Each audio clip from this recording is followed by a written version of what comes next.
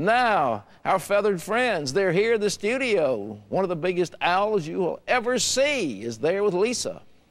That's right, Pat. These birds are absolutely beautiful. You know, if you watch the news at all, you've probably heard stories about people who smuggle drugs, weapons, or even top secret information.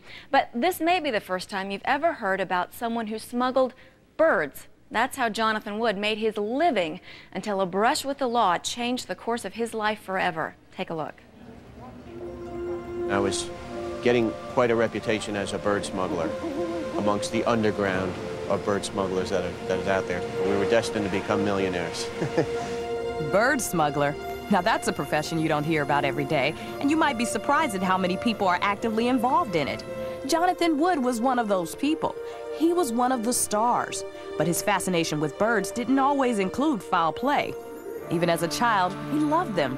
I've had an interesting life. I've always been interested in birds. I started my fascination with animals and birds when I was probably 7 or 8 years old. I'd spend a lot of time in the woods near my house, watching birds, photographing them, reading books about them. And I met an ornithologist when I was 11 years old who was trapping falcons out on the beach.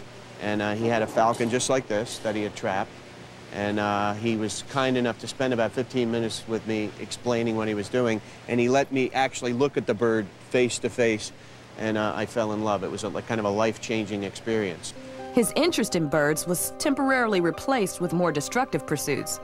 Drugs, alcohol, all kinds of things like that were pulling at me, and I totally forgot about, going to church. I stopped going and stopped praying. Jonathan stopped praying and started smuggling exotic birds.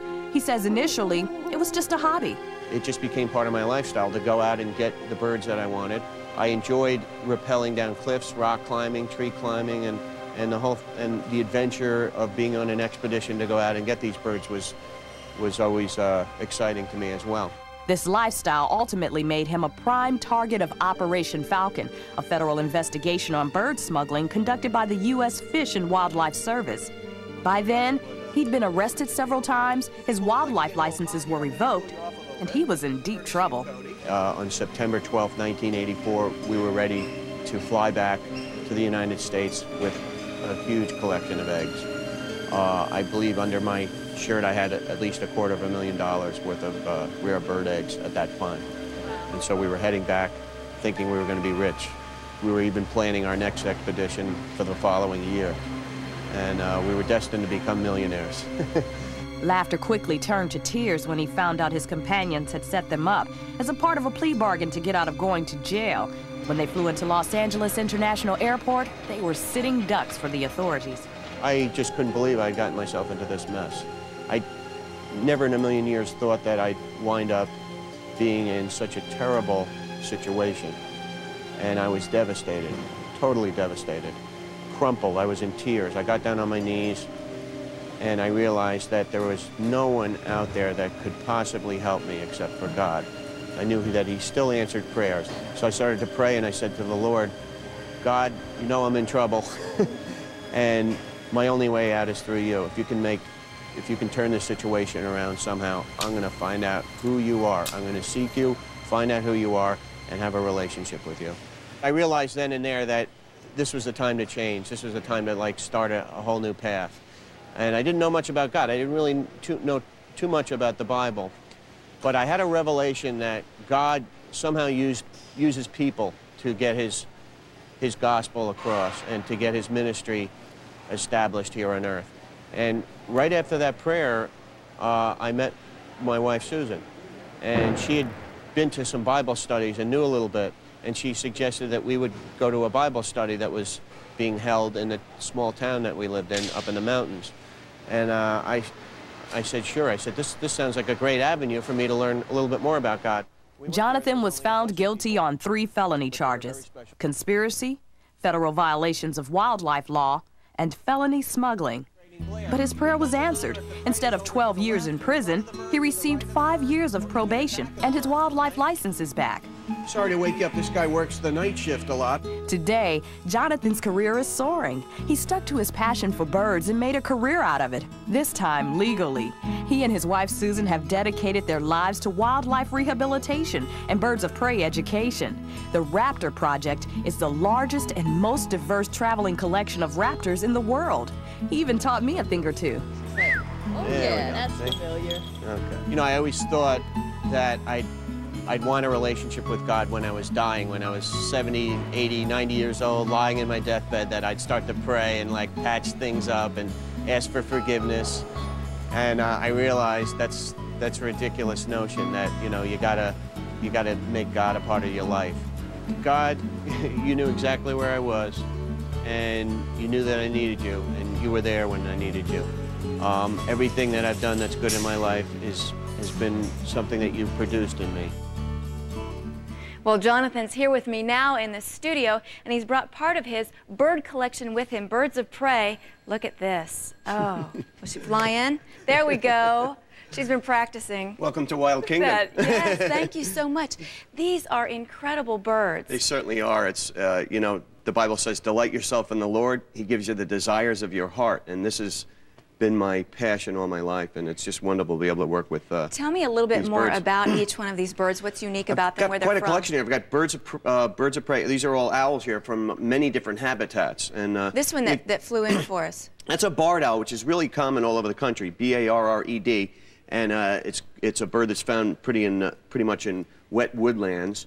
We've got to Native America. Native American bird, similar to the spotted owl that's out in the West Coast. It's an endangered species. This is an endangered species called the short-eared owl, which is from the Arctic.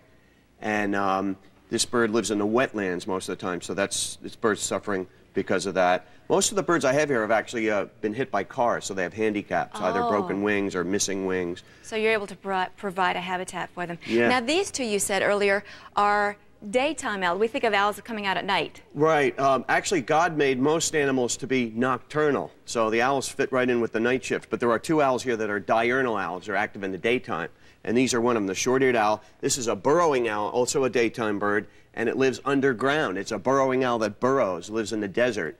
And it's an interesting bird. It can actually imitate the sound of a rattlesnake rattling to defend itself from prey that's predators. As a defense mechanism. Oh, it's wonderful. Yeah. Oh, my goodness. And these are all considered birds of prey? They're all birds of prey. All the owls are, yep. I have owls, hawks, falcons, and eagles. Tell me about these two. This is another common owl. It looks like he got a little hangover here. He's got the droopy eyes. Yeah, this is a screech owl, another common owl found all over the country. His name is Solomon. He's a wise-looking bird. And he's full-grown. He's not a baby, but he can eat about 900 mice in a year, which is pretty amazing. Goodness. And that would be native to North America as well. Very common and very well camouflaged, as you can see. A lot of these birds can blend in very nicely with their habitat. Now tell me about this. We got some great shots of this one this earlier. is a very interesting character, battery-operated bird.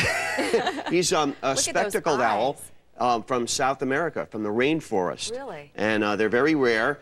He's got kind of a white head right now, but that's going to change over to all black. He'll have markings that will appear around each of his eyes, and it'll look like he's wearing a pair of spectacles. So. And this huge bird over my shoulder. That's Tiger. Hey, Tiger, wake open up. Your eyes. Oh, look at those eyes. We're working a night shift a lot. Look at those eyes. You're looking at now, the can largest. I touch him? Will it sure, bother go right ahead.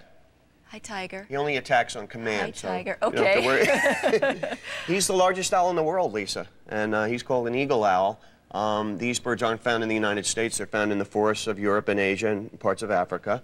And most of the time they're eating things like rats and mice and rodents, but you're looking at a bird that can actually take down a small deer occasionally. Now, really? Yes. Oh my goodness! So with their claws, then they can. Oh yeah, they got the big talons. He's got feet almost the size of a bald eagle. Oh, and look at that! And his eyeballs are larger than yours. His claws as big as my hand. Oh yeah, you can pet him on the back of the head. He's very soft. Oh my goodness! Hey, Look at Tiger. those colors. Now we've all heard about the wise old owl. Are owls really as smart as we've been led to believe? What God's done when He's designed these birds is He made this bird with such large eyeballs, there wasn't enough room left in their skull for too much of a brain. So they're actually not that wise, but they're very well programmed to do the things that God intended them to do, controlling rodents and other animals. And can they really turn their head 360 they can turn degrees? Their head. Let me see if I can give him a little chiropractic there. You've actually got 7 neck bones in your neck, 7 vertebrae. He's got 14. So he can turn his head 270 degrees. 270. He can look at you, he can look at me, or he can look at just about Tiger. anybody here. Hi there, Tiger.